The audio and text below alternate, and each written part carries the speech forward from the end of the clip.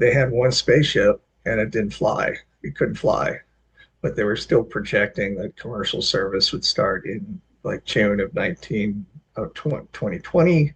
It didn't start until 2023. A lot of the mainstream press are not covering that. A lot of the press that covers space directly and heavily. Today, I'm honored to speak with someone who's been fearlessly documenting the rise and the reality of the commercial space industry for over a decade. So, Douglas Messier, he's the founder and the managing editor of what it used to be called the Parabolic Arc. It's now a Substack editing page, which is one of the most trusted independent sources in the aerospace journalism. So, from Virgin Galactic's ups and downs to the politics shaping the space frontier, Doug has built a platform that doesn't just report the news, but it also challenges it. Mr. Messier, can you give us like a more deep dive into the Substack that you run? It's called Douglas M. Messier Substack.com, and I've been working on that for about a year and a half. And it includes stories and posts and press releases on commercial space and other topics. Okay, so you've been covering space for over a decade, long before it became kind of trendy over the internet. So, what originally inspired you to start the Substack page, and what gap were you kind of trying to fill with creating it? Well, I've been covering space. I've been interested in space since I was a child, and I grew up with it. And I have a degree in space science policy from George Washington University. And I started started blogging more than a decade ago. And I want to cover stories and pieces that maybe conventional news organizations want to avoid or have not covered that much. So I'm trying to fill a gap there, and I'm planning to do some websites on the moon and also unidentified aerial phenomenon. So we're going to be launching those in the next month or so. That's great. So, you frequently like to call out some of the hype that's happening in the industry within space. So, in your view, what do you think is like the biggest misconception the public has about the commercial space race today? Mm, that's a good question, and I'm not sure how to answer that. I think that they probably think it's cheaper than it is, and also that we're spending much more on space than we actually do. If you ask people how much are we spending on space with NASA, they usually go way higher than anything that's spent government-wise. Okay, so platforms like your Substack and even my platform, World of Aerospace, they aren't really backed up by big media or institutions. So, Right. why do you think that independent STEM communities are so important right now? These are some things that people are kind of afraid to cover. Some of the New York Times and Wall Yeah. Street Journal have written about Elon's alleged drug use and Mhm. abuse of drugs, and a lot of the mainstream press are not covering that. A lot of the press that covers space directly and heavily. So I've written about it, not original reporting, but just kind of summarizing what's been happening with that. Yeah, So that's so one. okay, what are your thoughts on like younger creators or the younger generation like me that are kind of playing these meaningful roles and shaping public understanding of aerospace? Um, don't overhype it. Okay. Also, go do deep dives and don't accept the PR as faith. There's a lot of hype in the industry. There's a lot of PR, and that's easier to do, and it's easier to just print press releases. But go into depth and really challenge people on things. And I've Yes. Okay. Keep and going. I'll give you an example. Today, I found out that Virgin Galactic is has settled a class action suit uh, in which they were accused of basically hiding problems with Spaceship Two over the years.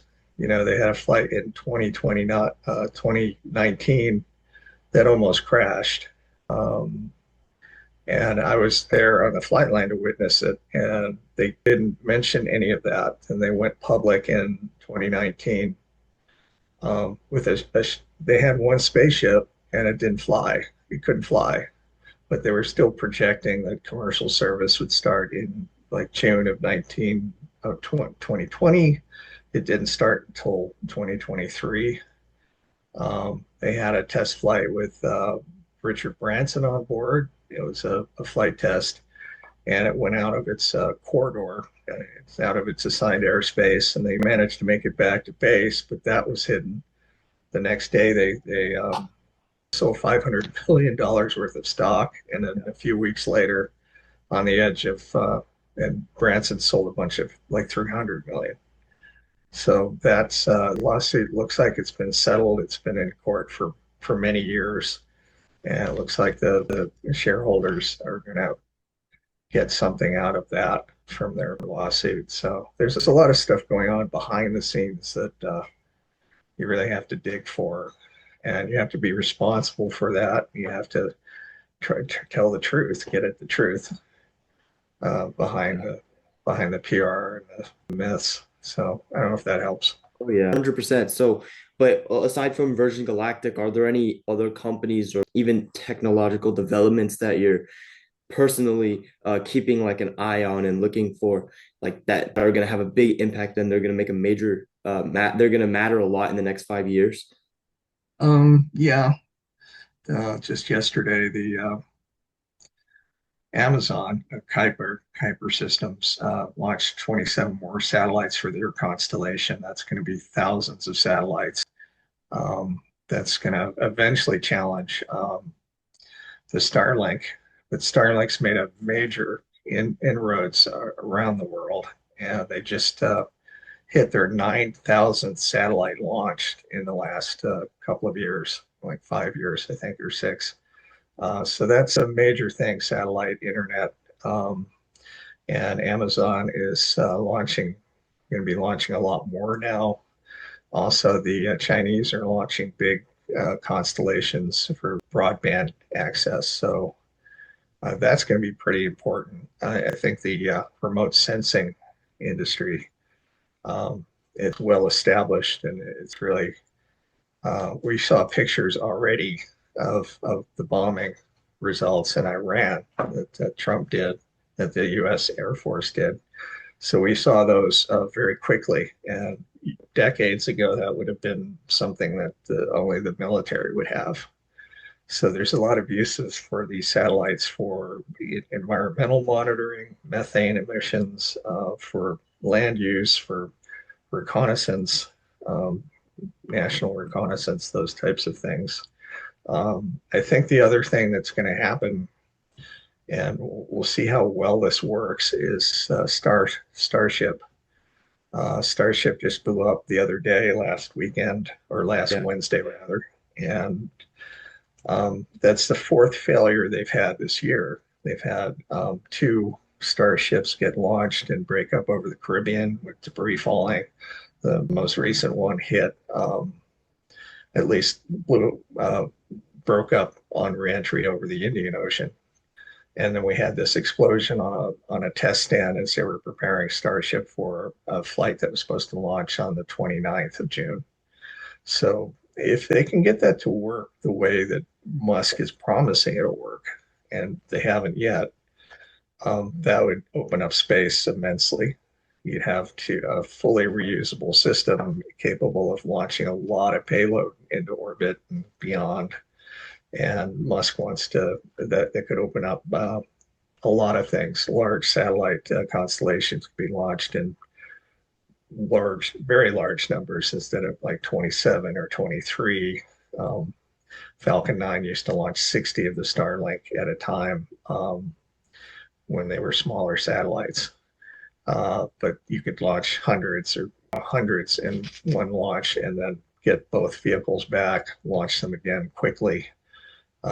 It's really kind of the holy grail. If you look at aviation, there was like the DC-3, which was produced in 15,000 of them and their variants. And that was a prop plane, but it was a really good plane. It's kind of a it did a lot in kind of in the 30s, 40s, and then you had aviation. You had the 707, which was a big leap. So this would be a massive leap if they can pull it off.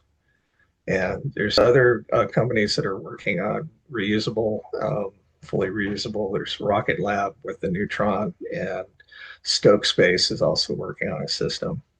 So reusability, if it really brings down the cost and it's really reliable, then boom, you'll have private space stations. Those are in the works already. That's another area. The U.S. is looking to the partners in the International Space Station are looking to splash the International Space Station in 2030 if it holds up that long.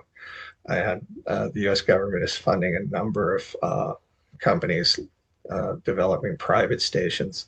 And the goal of the private stations is to allow NASA to have some presence in Earth orbit, a permanent presence, and be able to use that as a customer, but also make that a commercial venture.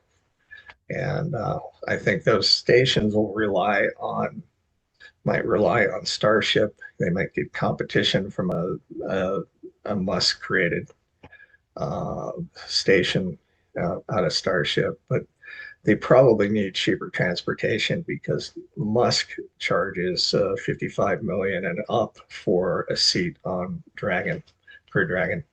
So I hope that answered the question.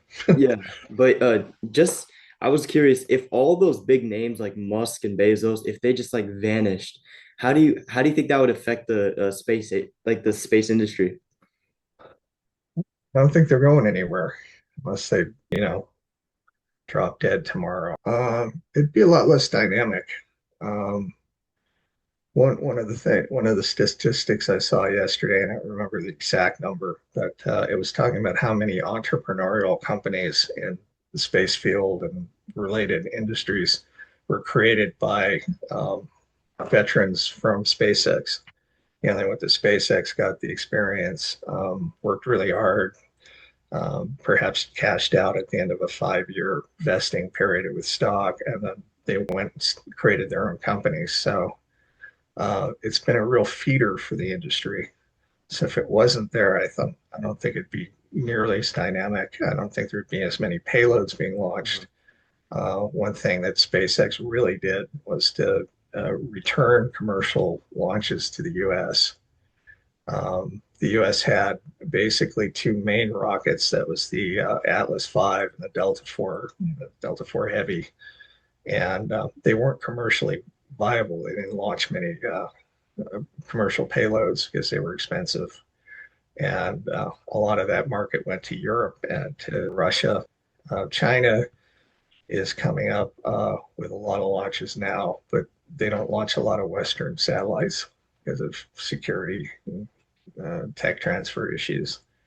So, So, for viewers who want to go deeper into the real story behind the space race, where can they start and why is it so important to dig past the headlines?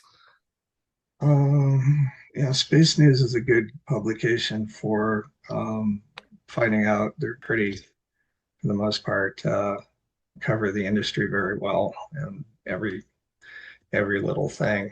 My blog's good, and Eric Berger over at Ars Technica does some good writing. He's really good sources at NASA, so those are good. There's space. I think it's space policy or space politics online, Mhm. Marcia, um, and that's a good site to keep up on what's going on at DC for the most part. So I'd say those are good. Okay. There's also some of the publications that cover they don't cover space specifically, but Reuters has had a number of good stories on Musk and SpaceX and what's going on with his companies. Bloomberg um, News and get some good coverage, and New York Times and Wall Street Journal have covered more Musk than space, but they've covered his alleged drug use. So Okay, so for my final question, so part of why I started this platform called World of Aerospace is because I noticed how many young people were inspired by space, but they really had no place to ask these real questions. So, do you think like the next generation will need different kinds of journalism to navigate the space era? Um, yeah, I mean, they could, well, AI is coming online, so they could, I've had a number of questions answered that I needed through AI. So that would help if they have specific Yeah. questions. And Chat GPT, Google search has it too. Um, so, and I think in terms of reporting, it's when I started, it was a lot of still a lot of print. And I think video is coming to its own, particularly with YouTube. So there's some good people doing work there. So the everyday astronaut is good. So I'm not sure if Yes. that answers the question.